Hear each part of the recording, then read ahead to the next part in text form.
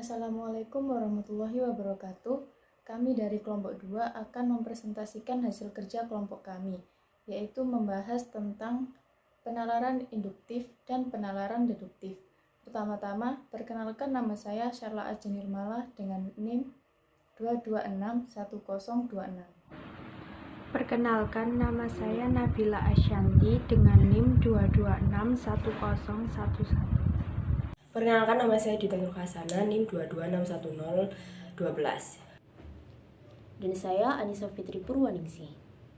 Saya Nadiatul Ainiyah, nomor NIM 2261033. Saya Vera Puspitasari, 2261051. Saya Iklim Amalia Nabila, NIM 2261052. Nama saya Warsini Setiawati, NIM 2261060. Saya Nafia Yuni Magfirah, NIM 2261073. Saya Aprilia Putri Nabila, NIM 2261074. Yang pertama yaitu pengertian penalaran.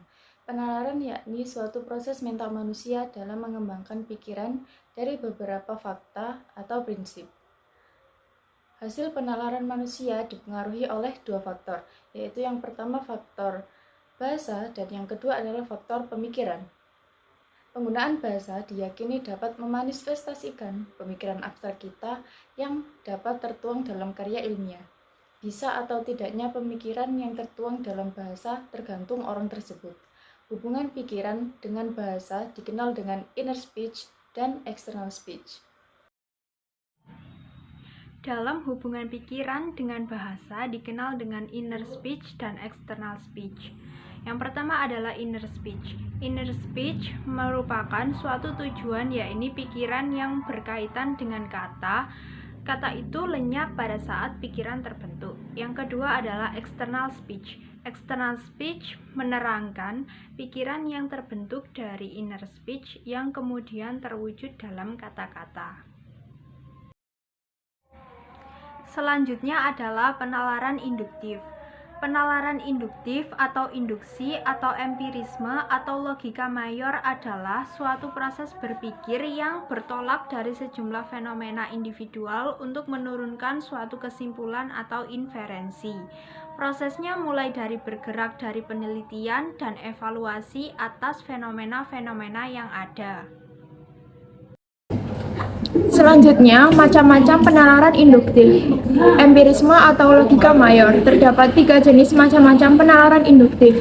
1. Generalisasi. 2. Analogi. 3. Sebab akibat. Generalisasi. Generalisasi adalah pernyataan yang berlaku umum untuk semua atau sebagian besar gejala yang diminati. Generalisasi mencakup ciri-ciri esensial, bukan rincian. Generalisasi dibuktikan dengan fakta, contoh, data statistik, dan lain-lain. 2. Analogi. Analogi menurunkan suatu kesimpulan berdasarkan kesamaan aktual antara dua hal. Analogi bertujuan untuk meramalkan kesamaan, mengungkapkan kekeliruan, dan menyusun sebuah klasifikasi. 3. Sebab akibat adalah hal-hal yang mengemukakan sebab terlebih dahulu, kemudian ditarik simpulan yang berupa akibat. Nah, selanjutnya itu adalah metode generalisasi. Metode generalisasi itu dibagi menjadi 2. Yang pertama adalah induksi lengkap dan yang kedua adalah induksi tidak lengkap. Nah, untuk pengertiannya sendiri, induksi lengkap itu adalah penanalisasi yang dilakukan dengan diawali hal-hal partikular yang mencakup keseluruhan jumlah dari suatu peristiwa yang diteliti. Contohnya, setiap rumah di desa memiliki pohon kelapa. Selanjutnya yaitu induksi tidak lengkap. Induksi lengkap dicapai manakala seluruh kejadian atau premis awalnya telah diteliti dan diamati secara mendalam. Namun, jika semua premis diamati dengan teliti atau yang dilewatkan dari terlanjur sudah diambil suatu kesimpulan umum, maka diperoleh induksi tidak lengkap. Selanjutnya yaitu pola hubungan sebab akibat. Yang pertama, penalaran sebab akibat. Diawali dengan melakukan pengamatan terhadap suatu sebab yang sudah diketahui yang ditujukan untuk menarik kesimpulan mengenai akibat yang mungkin ditimbulkan. Selanjutnya, penalaran akibat ke sebab diawali dari akibat yang telah diketahui, kemudian dipikirkan kira-kira apa yang menjadi penyebabnya. Penalaran ini bersifat ex post facto atau hal yang sudah terjadi. Dan yang terakhir yaitu penalaran akibat ke akibat, berawal dari suatu akibat dan langsung berpikir akibat lain tanpa memikirkan penyebab yang menimbulkan terjadinya akibat tersebut. Selanjutnya yaitu ciri-ciri penalaran induktif. Yang pertama yaitu terlebih dahulu menyebutkan peristiwa-peristiwa khusus. Yang kedua, menarik berdasarkan kesimpulan peristiwa-peristiwa khusus. Yang ketiga, kesimpulan terdapat di akhir paragraf. Yang keempat, menemukan kalimat utama, gagasan utama, kalimat penjelas. Yang kelima, saran utama terdapat pada kalimat utama. Yang keenam, kalimat penjelas terletak sebelum kalimat utama. Dan yang terakhir, ketujuh, kesimpulan terdapat di akhir paragraf. Skill penalaran induktif. Yang pertama yaitu perhatian terhadap detail. Seseorang tidak akan bisa menarik kesimpulan tanpa memperhatikan detail-detail yang ada. Untuk meningkatkan kemampuan ini, kita harus memperhatikan lingkungan, sehingga memudahkan dalam mengambil keputusan berdasarkan detail-detail yang didapat dari sekitar. Yang kedua, yaitu memahami pola. Seseorang berkemampuan penalaran induktif yang baik dapat mengetahui pola dari sebuah situasi dengan cepat. Yang ketiga, yaitu membuat prediksi. Dengan kemampuan membuat prediksi, bisa mengetahui apa saja yang akan dan tidak akan tercapai di waktu tertentu, sehingga bisa mencari solusi agar bisa meminimalisir dampak dari hal-hal yang tidak diinginkan. Salah satu contoh dari kemampuan membuat prediksi adalah membuat proyeksi finansial. Yang keempat, yaitu kemampuan mengingat yang kuat. Kemampuan penalaran induktif terkait erat dengan kemampuan mengingat dan mengingatkan berbagai hal-hal yang telah terjadi sebelumnya. Oleh karena itu, untuk meningkatkan kemampuan mengingat, yaitu dengan mencatat setiap hal yang terjadi ketika melakukan observasi dan pemeriksaan data. Yang kelima, terakhir, yaitu menggunakan kecerdasan emosional. Kecerdasan emosional adalah kemampuan untuk mencari tahu alasan yang mendorong seseorang untuk melakukan sesuatu hal. Selanjutnya saya akan menjelaskan mengenai contoh penalaran induktif. Yang pertama, premis 1, Wayan suka makan mujair. Lalu premis yang kedua, Wayan suka makan lele. Premis yang ketiga, Wayan suka makan tuna. Pada bagian konklusi, Wayan suka makan semua jenis ikan.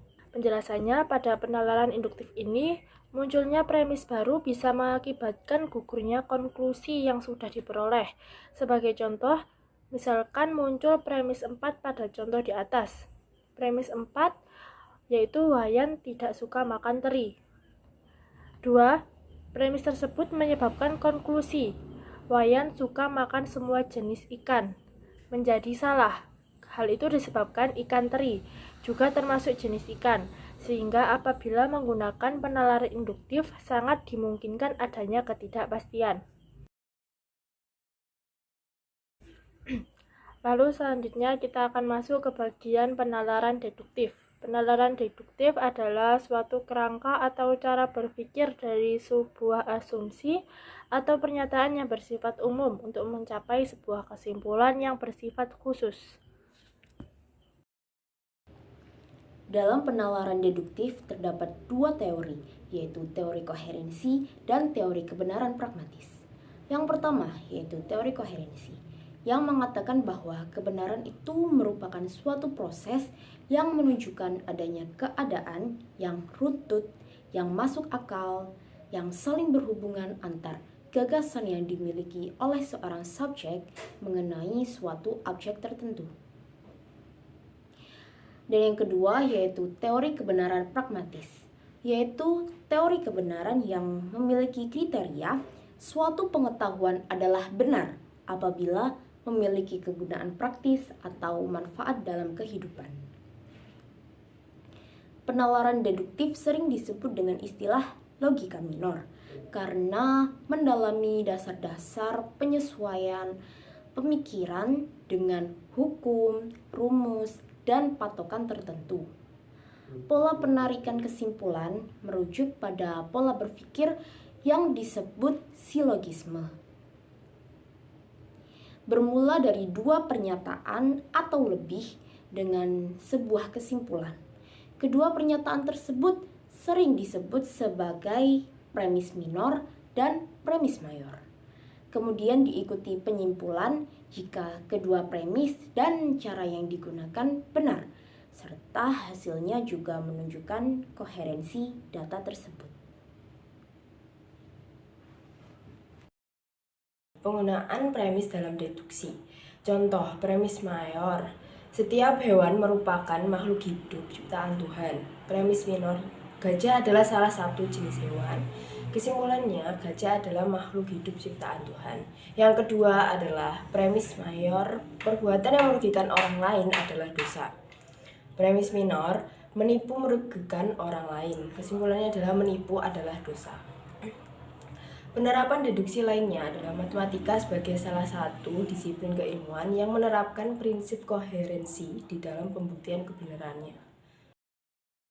Kelebihan dan kekurangan penalaran deduktif. Kelebihan yaitu fokus yang intens dalam menganalisa suatu pengertian dari segi materinya sehingga penggunaan waktu bisa lebih efisien dan poin-poin yang ingin dicapai jelas. Kekurangannya yaitu penarikan kesimpulan dibatasi pada ruang lingkup tertentu dan kesimpulan yang diambil berdasarkan logika deduktif tak mungkin lebih luas dari premis awalnya sehingga sulit diperoleh kemajuan ilmu pengetahuan.